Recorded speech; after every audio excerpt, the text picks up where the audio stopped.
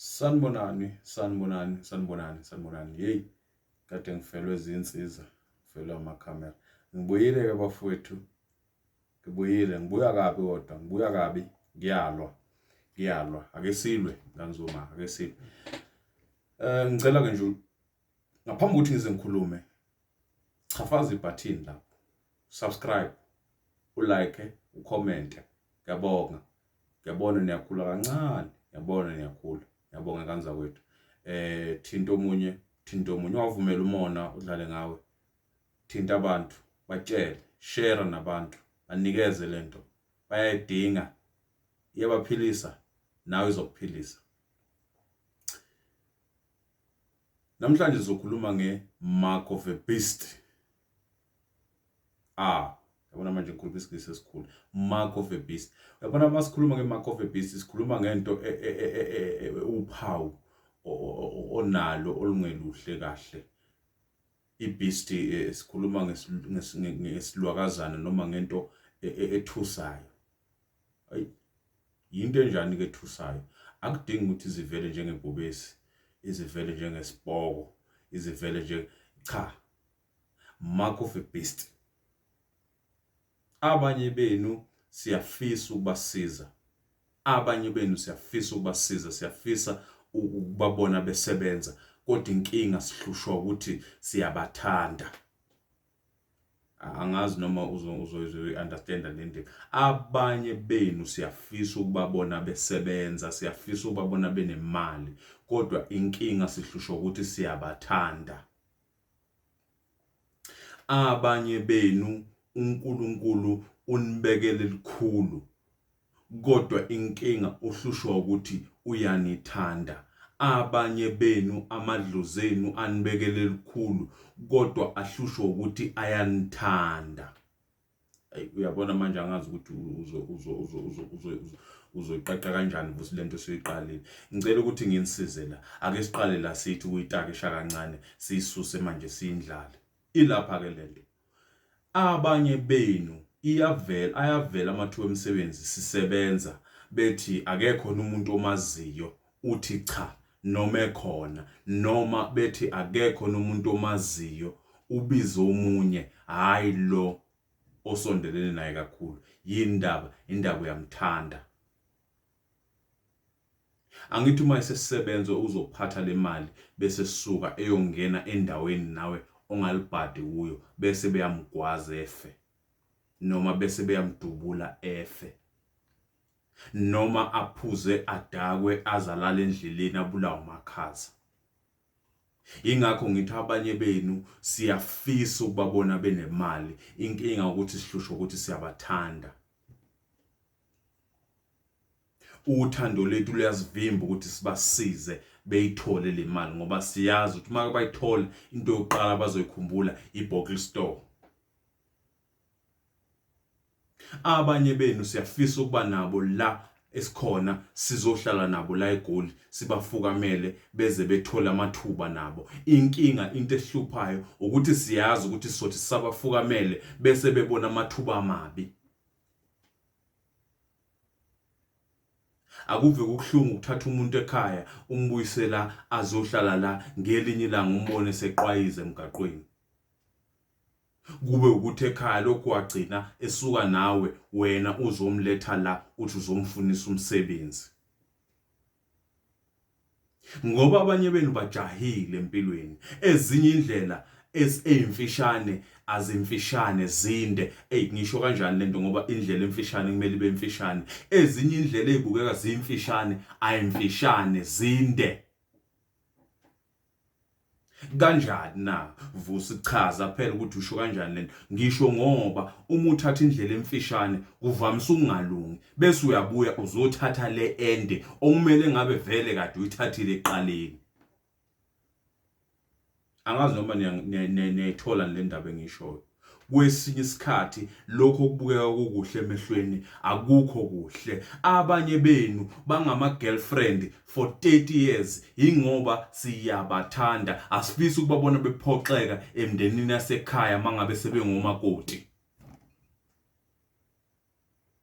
angiyazi noma nethola le ndaba. Omunye muhle as i-girlfriend, akumelanga ukuthi umthathe umenze umfazi, ngoba umfazi kumele kube nezinto azofanazo zobufazi azongena ekhaya ayilethe. Umfazi uma kangena ekhaya kumele kushintshe kubonakala ukuthi sekunomfazi, kanti wena uyazi ukuthi into yakho lo ithathile ayikhoni ngisho ukuvuka ngesikhathi izoklina endlini yenze noma ilungisele izingane. Uyayazi ukuthi lala kuze kushaya u3, bese uyenzani? Uyigcina as i-girlfriend. Uma bakubuza bethi hey kanti umlobola nini lo muntu muhle uyabukeka, hayi ubuthi wena hayi akakalungi mama ngizobona isikhathi, kanti abanye benu siyafisa ukuthi yes kubo mabe guqe ngedolo, kodwa inkinga siyazi ukuthi ngelinye ilanga isikhathi esiningi abalali ekhaya. Umuntu wakhona ufika ngaleso sikhathi right as a boyfriend, efika ebusuku ihambe ebusuku. Hey madoda, kuyenzeka-ke kwesinye isikhathi umuntu ahehwe utalaka, umuntu abone ubuhle bese ebona ubuhle bese yakhohlwa okuhle lo muntu azana, umthatha umuntu umbuyise ekhaya, umuntu akubonisa ama-true colors ekhaya. Abanye benu hayi ngoba ukuthi abakhoni ukuthi bashadeke, bayashadeka. Umuntu uthi umbuka nje umthandela umshado, kodwa uthi ungambona ngamehlo omphefumulo, ngoba kunamehlo omphefumulo bese ba namehlo enyama. Amehlo omphefumulo abuka deep, azayobuka through your soul ukuthi umuntu onjani, bese kuba khona lawo enyama abona ukuthi hey wazwana ifaca umntakabani muhle, mayehleka kuvela ukuthi ifaca kuvela amazinya luthotho. Hey abanye abantu balunge bekude, abanye sibathanda sibe sibanikeza lento le. Abanye abomndeni siyazi ukuthi mabangathola umsebenzi singasizakala nathi ngoba siwumndeni, singakhona ukuthi sondlisane ekhaya, kodwa inkinga siyazi ukuthi kungenzeka futhi kube thina sekudingakala ukuthi silungise imali yethuna.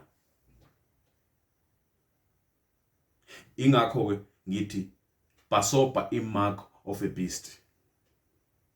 Imark of a beast akusiyo i-tattoo lo ibona esigebengini esiphuma ejele. Imark of a beast izinto ezimbi ozenzayo ezikwenza ukuthi ubukeke kabi, izinto ezenza ukuthi mangicabanga ngawe ngicabanga ukuthi konje ungangicekela phansi, ngingakubiza emsebenzini busuba nesandla uyantshontsha. Hey abanye benu siyabathanda kodwa inkinga sikhona ukubasiza.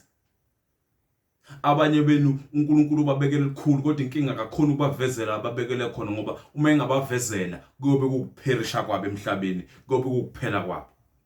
So the only time angabavezela ngabo ukuthi uma ngabe isikhathi sakho vele sesizoshaya, kuze kuthiwa hawu lo muntu Nkosi yami eqeda nje ukuzimuka useyahamba emhlabeni, ingoba vele uNkulunkulu uyibonile lento ukuthi kuzohamba kuhambe emangathi ukunikeza yona kusenesikhathi, uhambe usheshe uphumule emhlabeni, kanti yena akakubekelanga ukuthi ukukhumbula ngaleso sikhathi. Kunesikhathi sakhe akukhumbule ngaso, namadlozi kini kunesikhathi sakho akubekele sona ukuthi usibani sizomkhumbula ngalesi sikhathi. Uma ukuthi wena umuntu okhulela emadlozini, uma ngabe efuna ukukusiza, kuba khona elilodwa logogo lokhuza lokuthanda kakhulu, othi uma ngabe uyohlola kuhlele kuvela yena athi cha miyekeni, mina ngiyamazi, miyekeni ngizontshela mase ku right.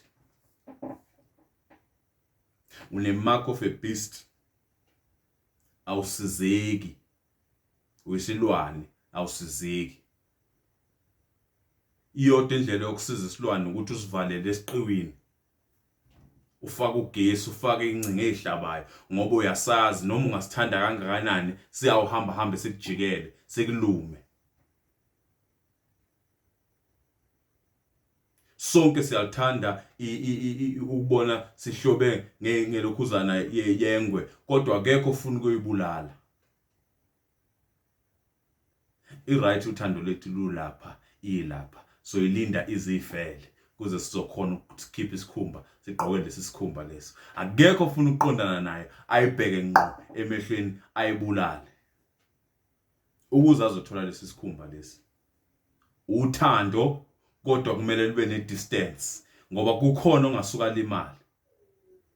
Hey, angazi noma ngichaza kahle lento engiyichazayo ngani zakwethu. Kodwa ke awuzama ukususa imark of a beast empilweni yakho. Isuse ayikufanele imark of a beast ikumoshela izinto, ikuvalela izinto, isetshenziswa uSathane. Ingakho kuthiwa imark of a beast. Suka kuyona, phuma kuyona, ngena ezintweni ezokwakhela ikusasa, ngena ezintweni ezokusiza, ngena usebenze ukuze ufike la ufuna ukufika khona. Ungathatha ama-shortcut. Ama-shortcut awamafishane, kahle kahle made. Inkinga ukuthi uqala ushaya i-shortcut bese ufika uyabounce, ubuye uzothatha le ndlela ende obuthi ayibalekela. Sebenza ngokuyikhandla, musu ukuvuma ukusebenzelwa, musu ukuvuma ukuncikiswa wena njalo. Sebenza ngokuyikhandla, uzujabulela ukuthi wena kunabantu awuthi nje mawuthi bavele baqhamuke beveza izandla bonke bethi siyafuna ukukusiza. Musu ukuvuma lokho. Labo bantu labo bathatha kuwena ngoba bekusiza nje uNkulunkulu uzopha bona, hayi wena. Wena uzohlezi usizwe. Uyisidalwa sikaNkulunkulu esidinga ukusizwa. Ngani zakwethu, ngiyanicela cindezela ibutton uthi like. Kushubile manje kule channel. Ngiyanitshela uma ngabe uyilandela uzokhula, uzoyibona lento engiyishoyo ngoba nami ungibheke nje ngimncane kodwa ngikhulile. Ya, ngani zakwethu nginithanda. Yebo. Bye.